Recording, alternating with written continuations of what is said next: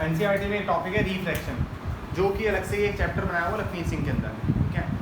पहले तो ये रिफ्रैक्शन का मतलब समझते हैं होता क्या है। अभी तक आप लोग समझते हैं reflection. Reflection is the bouncing back of a light, जो जाती थी टकरा के वापस आ जाती है, ठीक है।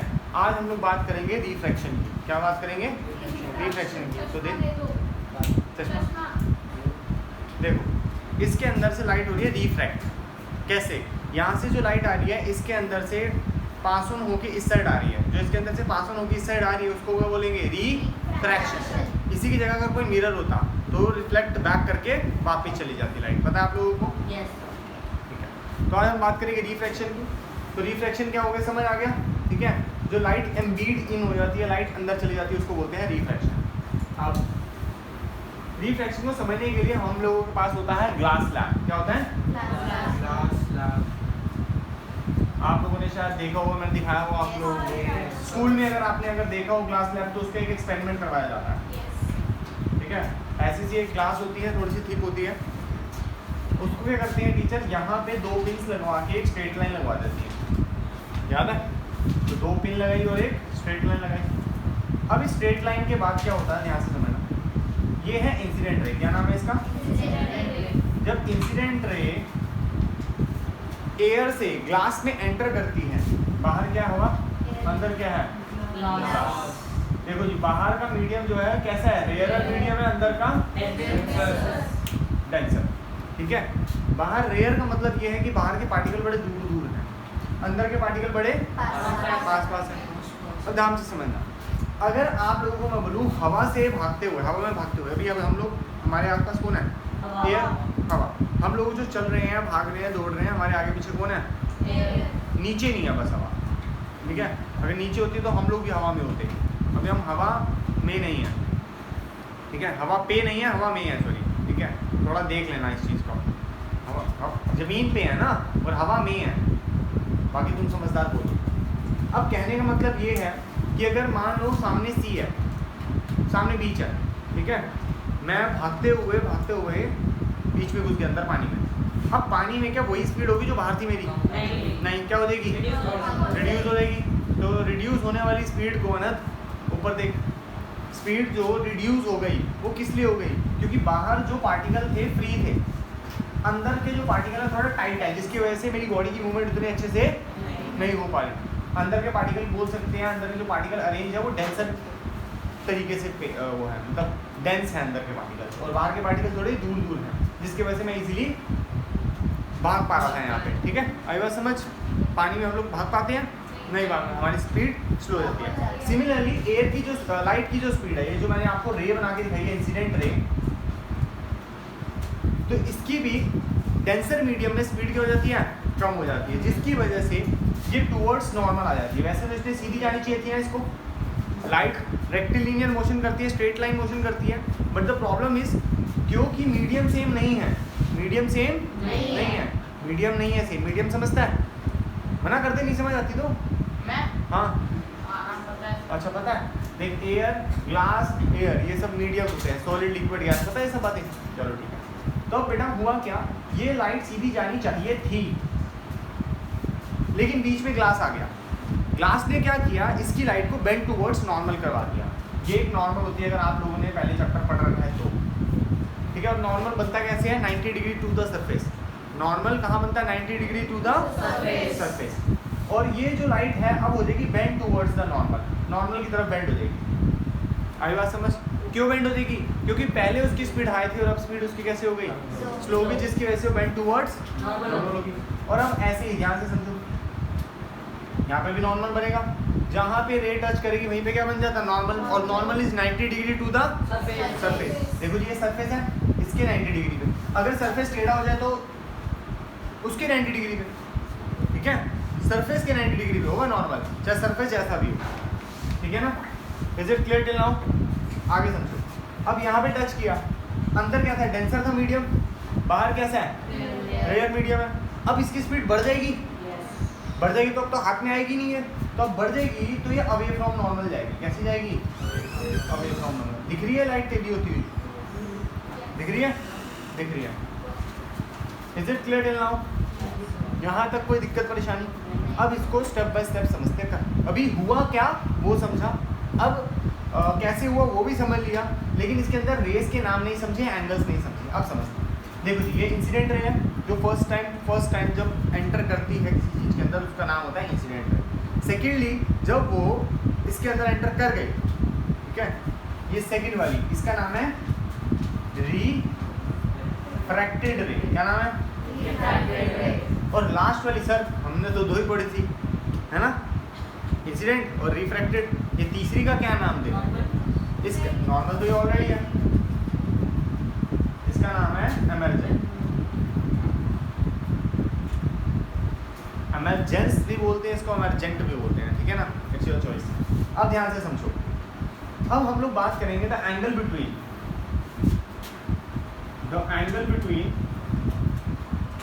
इंसिडेंट रे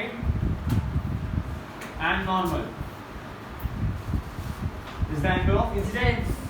इसी एकदम एग्जैक्ट दूसरी बात करते हैं, the angle between refracted ray and the normal angle of R. अब तीसरी बात करते हैं, the angle between emergent ray and the normal angle of emergence. Is it clear till now? कोई दिक्कत, कोई परेशानी? ओके, इसको एक बार देख लो। अब समझते हैं इसको। अब बात करते हैं एंगल कहाँ कहाँ है। ये नॉर्मल है और ये इंसिडेंट है, तो इन दोनों के बीच का एंगल हो गया इंसिडेंट। समझ आई? अब थोड़ा सा मुझे हिंट दे कि एंगल ऑफ रिफ्रैक्शन कहाँ है। यहाँ यहाँ से ये कैसे हो गया पूरा यहाँ तक? नहीं, ये नॉर्मल है मेरे बच्चे और ये रिफ्रैक्टेड रे है। रिफ्रैक्टेड और नॉर्मल के बीच का एंगल हो ना, उसने बोला ना the angle between refracted ray and normal, तो ये होगा एंगल ऑफ रिफ्रैक्शन। यहाँ तक समझ आई? तो सर रिफ्रैक्टेड तो ये भी है और नॉर्मल ये भी है, तो इन दोनों के बीच का एंगल भी क्या होगा? कोई दिक्कत? All clear?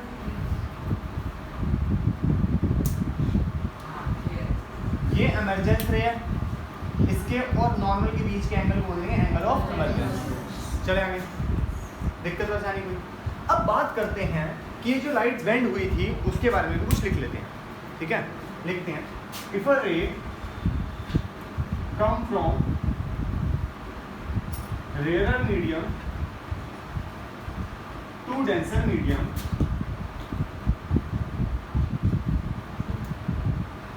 it will bend towards normal। समझो बात को, हुआ क्या था? अगर रेयर से डेंसर में गए थे तो नॉर्मल की तरफ आ गई थी लाइट, है ना। इसका दूसरा रीजन मैंने आपको दिया था कि स्पीड ऑफ लाइट क्या हो गई है? स्लो, जिसकी वजह से पास आ गई थी। चले आगे आगे एक और चीज हुई थी, if a ray of light come from denser medium to, it will go away from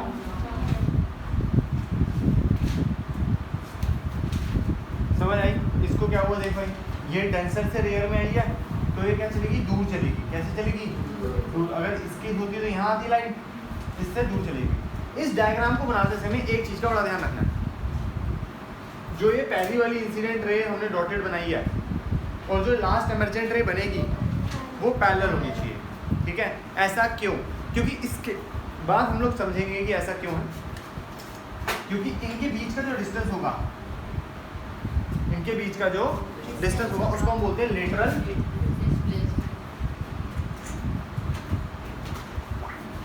displacement. और इसका मतलब क्या होता है समझो।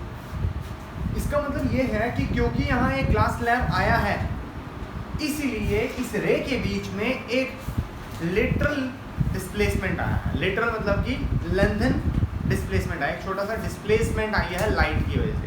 मान ले अगर ये ना होता तो लाइट यहाँ आती, क्योंकि ये है तो लाइट यहाँ आई है, तो डिस्प्लेसमेंट हुई ना लाइट की, लाइट थोड़ी इधर उधर होगी, इसको बोलते हैं लेटरल डिस्प्लेसमेंट। बनाओ इसको जल्दी बेटा। Okay good. बना रखे, रिवाइज हो गया, आगे चले, ऑल डन, ठीक है।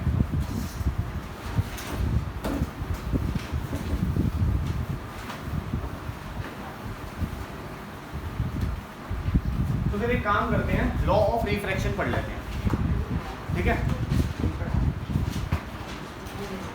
चलो ठीक है, लॉ ऑफ रिफ्रैक्शन भी हो गया। चलो 1 मिनट का काम है, फटाफट से हो जाएगा।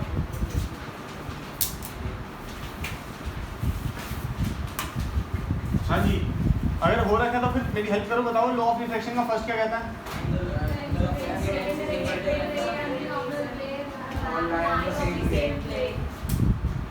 आगे एंगल ऑफ इंसिडेंट,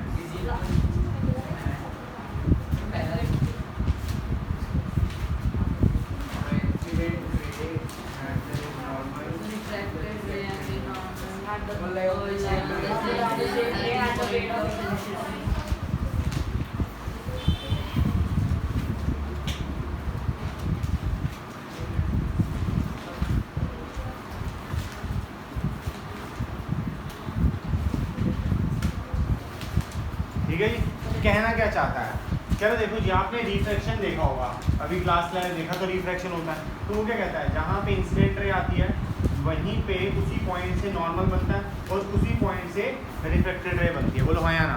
Yes. ठीक है, यही बात उसने बोली और यही मैंने डायग्राम में आपको रिप्रेजेंट करके दिखा दी। दिक्कत परेशानी? चले आगे। इसका लॉ सेकंड बड़ा इंपॉर्टेंट है, इसका नाम ही बड़ा मजेदार है। अच्छा एन है भाई, ये एन, ठीक है, हाँ स्नेल्स लॉ, सूंघने वाला नहीं है, एम नहीं है, स्मेल्स लॉ नहीं है, स्नेल्स लॉ है, ठीक है। ये क्या कहता है, the sine of angle I upon sine of angle R is equal to a constant, ठीक है। वैसे ही डेफिनेशन में ऐसे लिखता है, the ratio between the sine of angle I and sine of angle R is equal to a constant. अब ये कांस्टेंट, ठीक है, कांस्टेंट। अब ये कांस्टेंट है क्या, कह रहा एंगल कितना बेंड होगा, ध्यान से समझो, एंगल आई और एंगल आर के बीच में कितना गैप रहेगा, ये कितनी बेंडिंग इन लोगों की होगी, ये डिपेंड करता है इस कांस्टेंट की वजह से। एग्जांपल को और अच्छे से बना के समझते हैं। अभी ग्लास स्लैब बनाया था हम लोगों ने,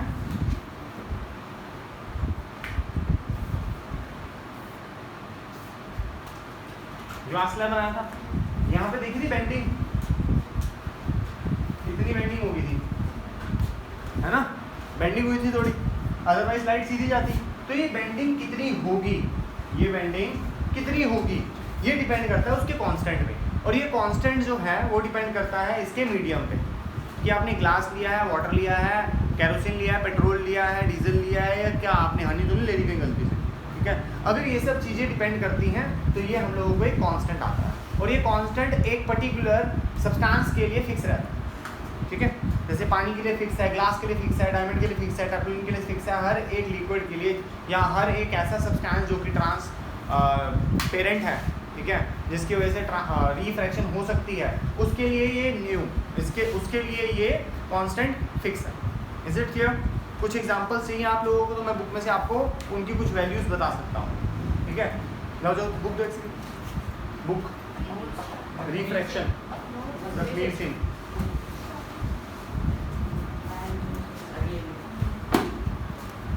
देखो यहाँ पे एक छोटा सा टेबल दे रखा होगा हम लोगों को, ठीक है।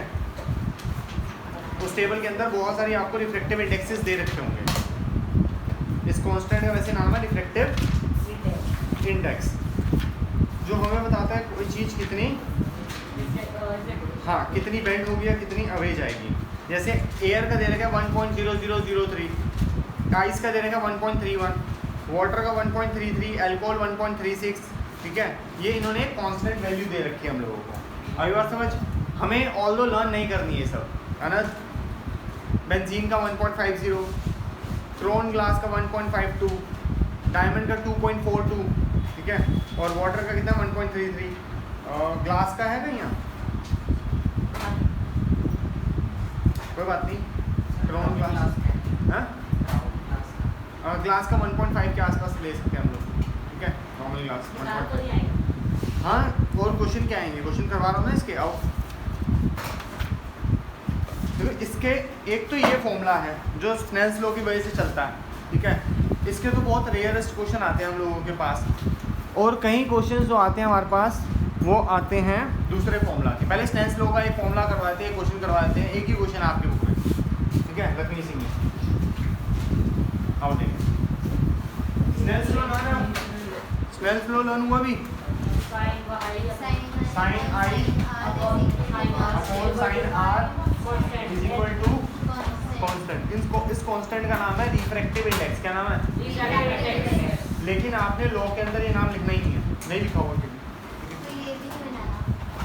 ये तो बना सकते हो। चलो इसका एक क्वेश्चन दे रखा है हमारे पास, अगर किसी के पास लखमीत सिंह है तो पेज नंबर पे दे रखा है आपके 258। क्वेश्चन क्या कह रहा है, ध्यान से सुनो। कह रहा beam of light passes from air into a substance x. एक बीम ऑफ लाइट एंटर करी है, ये सब्सटेंस एक्स है। एक बीम ऑफ लाइट एंटर करी है like this,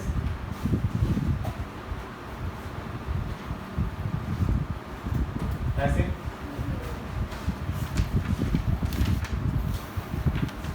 if the angle of incident is 72 degree, angle of incident कितना है?